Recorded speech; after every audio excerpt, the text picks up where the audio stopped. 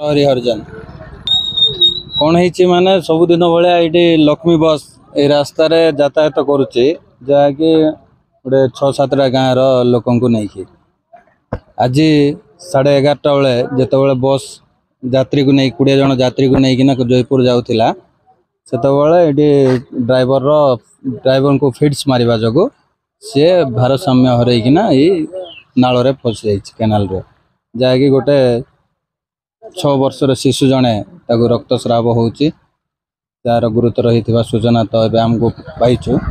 तार कौन हम कौन ना सरकार एवं जा सरकार कौन सी अधिकारी आसी ना ना पुलिस प्रशासन किए आसी ना कि सरकार माल योजना करना शुई पड़ुं सरकार लोक कहीं आम गाँ गहली को जदि स्वप्न देखीदे बस रे यातायात सहजरे जावासी करने कि स्वप्न देखिकिना शुईदे को जदि स्वप्न देखते साकार करार अच्छे बोले सटीक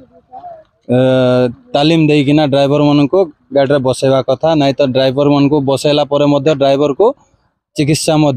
डाक्तरी माइना करवा कथा किंतु आज देखु यहीटा छोटिया घटना बोलिकिना इग्नोर करदे मात्र यहाँ आम बहुत बड़ घटना कहीं काली सकाळ ये यातायात जो बस जाऊँगी काली सकाळ बस रे बसबे ना नाई किसी ग्यारंटी ना कहीं जदि आम गाँ गहली जीवन सहित खेलवा सहित यहाँ सामान आउ खेलुंट सरकार जहाँकि